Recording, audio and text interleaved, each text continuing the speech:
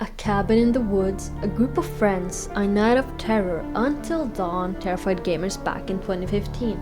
But does the movie version capture the same fear? Ahoy there, my scallywags! Today we're diving into the Until Dawn movie. I recently watched it the day after the premiere. This is gonna contain a lot of spoilers, so you have been warned. So I want to compare the game and the movie, but also want to tell you what the movie did well and not so well, in my opinion.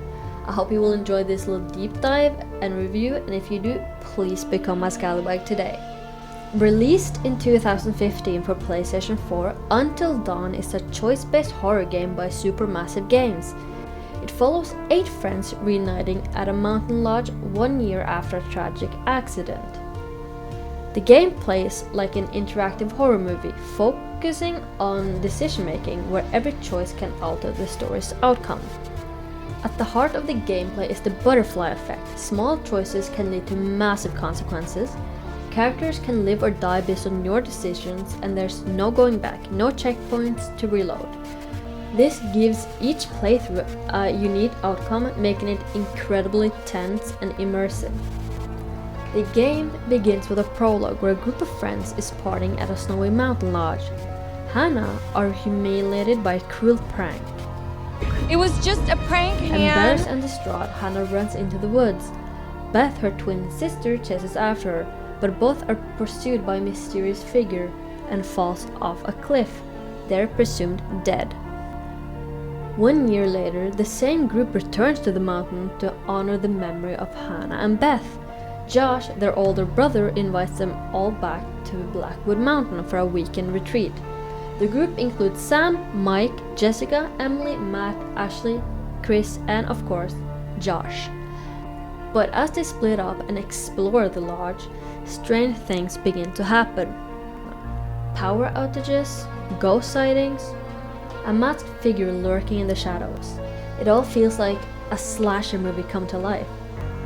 But then the big twist, there is no killer, at least not the one they expected. The entire setup was a prank, orchestrated by Josh to get revenge on his friends for the loss of his sisters. It was just a prank, Han. But Josh's plan spirals out of control because deep beneath the mountains, something truly horrifying is waiting. The real danger is the Wendigos, monstrous cannibalistic spirits born from an old curse. Long ago, miners trapped underground turned to cannibalism and became something inhumane. Now, these creatures stalk the mountain, and one of them was once someone they knew. Hannah survived the fall, but starving and alone, she did the unthinkable. She ate her sister's corpse to survive. That act transformed her into a Wendigo, and now she is one of the deadliest threats in the game. Josh is eventually dragged into the depth, and there he either dies or becomes a Wendigo. But in the new remake, he can actually survive. So as dawn approaches, the remaining friend must make a life or death decision. Hide or run, save yourself or someone else. Every move matters, and anyone can die. Until Dawn ends with survivors, or their memories, being interviewed by authorities. This isn't just a horror story, it's your horror story. Every choice, every consequence, every scream, Until Dawn. Now that your memory might be a little more refreshed, and if I said something wrong or if I missed something, please say it down in the comments. So let's just get into the Until Dawn movie. A lot of people are not happy about it. The 2025 film Until Dawn, directed by David F. Sandberg, offers a fresh narrative inspired by the 2015 video games. While it introduces new characters and a unique storyline, it keeps the key elements from the game, such as the Wendigo and the character Dr. Hill. A year after her sister Melanie's mysterious disappearance, Clover embarks on a journey with her friends Max, Nina, Megan, and Abe to the remote Glore Valley in search of answers. Their investigation leads them to an abandoned visitor center, where they encounter a masked man and are gruesomely killed. However, they awaken to find themselves reliving the same night, trapped in a supernatural time loop. As the loop continues, the group realizes they only have 13 nights before they succumb to the valley's curse. Each night brings new horrors, gruesome creatures, possession, and the transformation of Melanie into a Wendigo. The group discovers that Glory Valley suffered a mining disaster, and Dr. Hill was conducting experiments on the survivors. In a climactic confrontation, Clover poisons Hill, leading to his demise, and the group escapes the valley as dawn breaks, ending the time loop. The Until Dawn movie does several things right in adapting the spirit of the original game. While it doesn't follow the game's plot directly, it pulls from its core elements in smart ways. The movie keeps the Wendigo lore intact, which was a huge part of the game's second half. Instead of using them as simple monsters, the film ties the Wendigo into a deeper mystery and connects them to character trauma. It also explores their origin, linking them to the cursed mining disaster, which fans will recognize as true to the source. Bringing back Dr. Hill was a perfect nod to the original. In the game, he was part of the psychological segments, speaking directly to the player. In the movie, he plays a similar role tied to mind games, manipulation, and memory, reinforcing the game's psychological tension. The game's butterfly effect system is cleverly reimagined through the time loop mechanic. Instead of letting the player make branching choices, the character in the film relived the same horrifying night multiple times, trying to make better decisions and change outcomes. It's a strong metaphor for the trial and error gameplay of Until Dawn, where one bad choice could mean death. The Glory Valley and its eerie abandoned visitor center are great stand-ins for the game's Blackwood Mountain and Lodge. The film keeps the isolated trapped with something evil vibe, which is a staple of the game's atmosphere. But also, what did the movie miss? While the film features an ensemble cast like the game, the characters aren't as developed. The game gave players time to explore each person's personality, flaws, and relationships, building emotional stakes. In the movie, due to time constraints and pacing, some characters feel more like horror archetypes than fully fleshed out people. The film tells an original story rather than adapting the game's exact plot. While that's not inherently bad, it means we lose the emotional payoff of the twin sisters' tragedy, a core part of the game. The new story with a missing sister and a time loop has potential, but it doesn't hit as hard emotionally or thematically as the game's mix of psychological horror and personal trauma. Also, Clover got over her sister being a Wendigo real fast. Her only family dies, and she doesn't feel worse about it. I would have given up right there and then. In the game, every action could have a butterfly effect, leading to dramatic or fatal consequences later. In the film, the time loop resets the stakes, so death doesn't feel permanent until the very end. That removes the gut punch tensions fans love with the game, where even a small mistake could mean permanent loss. Also, the fact that everyone survived made it feel less scary and heartbreaking for my liking. How is it different from the game? Well, it's obvious, but I'll tell you anyways.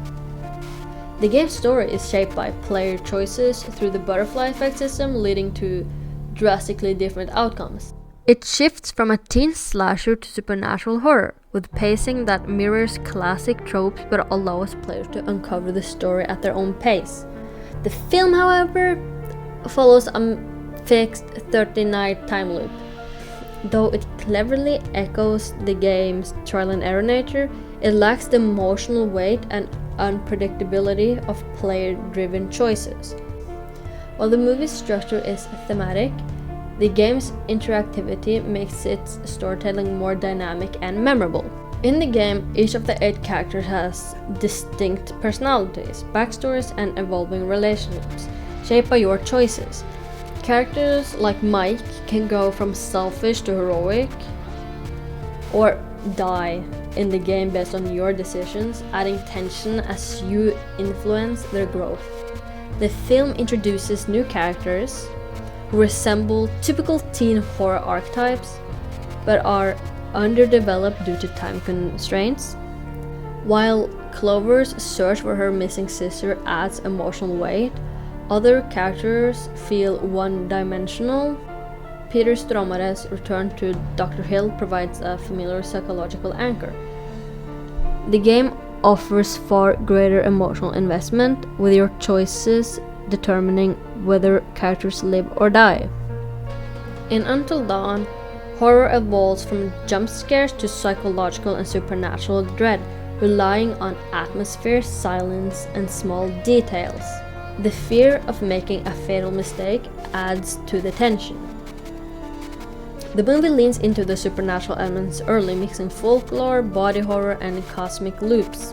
While visually striking with eerie environments and strong lighting, it relies on tropes rather than tension. The game's interactivity makes the fear personal, while the movie is scary but less immersive. The butterfly system lets you control cause and effect, where every choice impacts the outcome, from picking up a weapon to saving a friend. Your actions determine the final result, making it high-stakes storytelling. The film adapts to this by having characters relive the same night 13 times. While it mirrors the try-again concepts of gameplay, it reduces urgency since characters can return after dying. This weakens the emotional stakes. The butterfly effect excels at building suspense, but the time loop, though clever, isn't as gripping in the moment. Until Dawn's lore blends Native American mythology with a chilling mining backstory. Totems, journals, and environmental clues bring the world to life, exploring themes of grief, guilt, revenge, and survival, especially through the mystery of the twins, Hannah and Beth. The movie builds on the cursed mine concept, introducing Dr. Hill as a mad scientist figure. While the Wendigo lore remains, there's more exposition and less subtle discovery. The time loop adds thematic depth, representing grief, repetition, and trauma, especially through Clover's journey. The game excels in world building and discoverable lore, while the movie creates its own mythology, though it may have strayed from native beliefs. The Until Dawn movie is a fun, creepy ride, and a decent homage to the game, but it can't fully replicate what made the original so powerful. Without control, the fear doesn't cut quite as deep. If you're new to the world, the movie is a good intro, but if you really want to feel the terror of every choice, go play the game.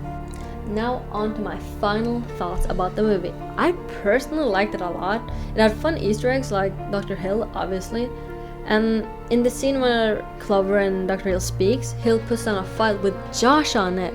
I was baffled.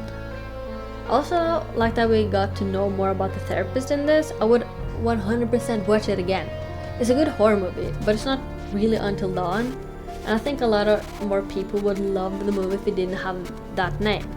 I've never jumped as much of a horror movie before, so it was heart attack on heart attack. It is definitely worth watching, but separated from the game. Don't have the game expectations in your mind. If you separate from the game and just think of it as any other horror movie, I think you will like it. And honestly, that's all I have to say for now. Have you seen the Until Dawn movie? What did you think? Is it a good adaptation or a missed opportunity? Drop your thoughts and don't forget to like and subscribe for more deep dives. Show me who you are. Fucking pathetic!